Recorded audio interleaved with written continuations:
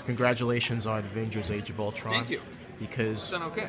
hey, last year I asked you about Alan Silvestri, and Yeah. you had a plan.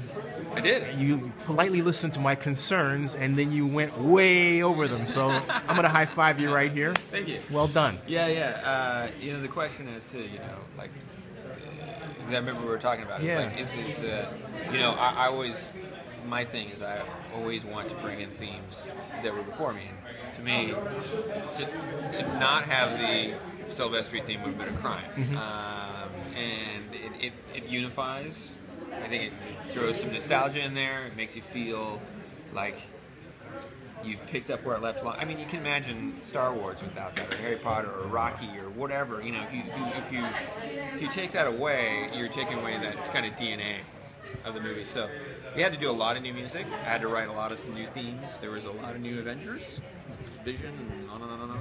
So that all had to be there. But it was cool to harken back. Were you concerned about pulling that all together, which you did do well? Thank you. But I was watching it. I watched it 3 times, and I thought, wow, he had a lot to do. How did you? Yeah, there was a lot. Yeah, I mean, the 2 of them were easy because they were my previous. Well, more than 2. The Thor themes and the Iron Man themes, and then at one point Loki was in the movie. It's Loki's theme that I'd written, that was in there as well. So we kind of established that, but then you needed a new relationship theme for Natasha and the Hulk, which was really important because there was a romance angle to the whole movie. You got Ultron, which needed to be done. And there was kind of a thing with Ultron that was like, you needed to have something that was, you were scared of him. You felt the threat of a villain, but at the same time you needed to laugh with him because he was a snarky bastard, And he'd apologize after he chops Ulysses' claws and hand off. Sorry, and like that kind of. So I think with that stuff, you really, you have to be cognizant of it. And then you have, of course, Pietro, Quicksilver, this character, and Scarlet Witch and their relationship. And to me, like maybe the most important new Avenger, which is Vision. So all those things. I mean, you're talking about how many characters is that? I don't even know off the top of my head. But it's a lot of characters, and they all have themes. And I didn't even mention Captain America or Hawkeye or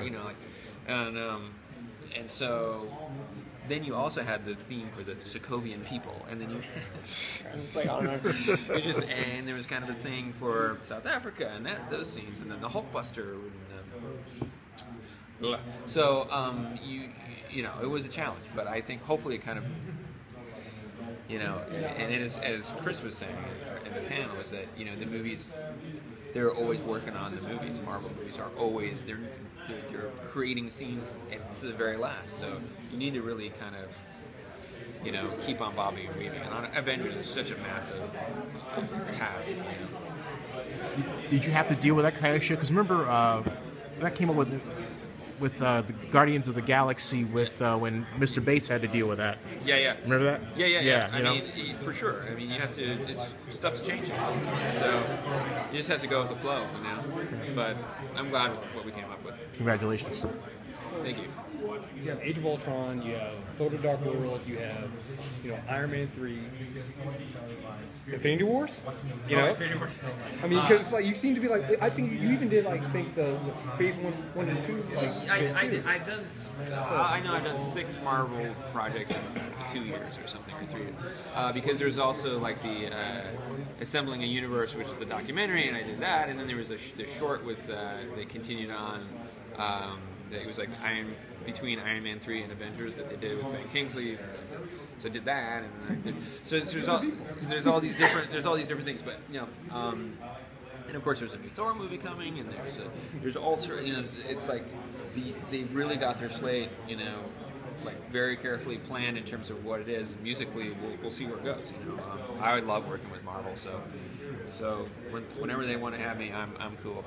I'm down. When you're scoring a film like Avengers versus scoring a film like Into the Storm or Expendables 3, for you, which one of those is more fun to work with? The Avengers or... Because I feel like... And are there tiers to scoring different films? Yeah, I mean, sometimes it's fun to... I'm doing a drama right now. It's a political thriller. Robert Redford playing Dan Rather.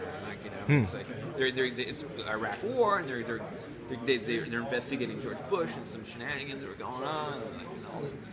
So that's totally different. And to me, that's like not. It's like the movie isn't. I guess like it's not a popcorn. Can you tell us the name of that? It's called Truth. Truth. Okay. Okay. It comes out in like November. Is that about the weapons of mass destruction thing? It's about it's the investigation. It's like there's Abu Ghraib, there's Mary Mapes, Kate Blanchett plays her, and this is like journalists investigating Bush. Basically, it's kind of what it is, and it has to do with him in the National Guard service.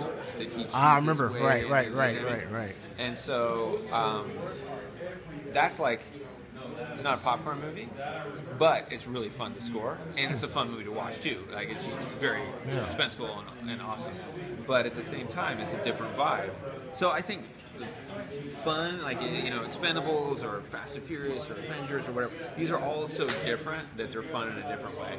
And if I was only doing one kind of movie, like I only did movies about cars or Expendables or Storms or superheroes, I think that's where I would get kind of like, I don't know. But as long as you can split it up, mix it up, yeah, then it's great.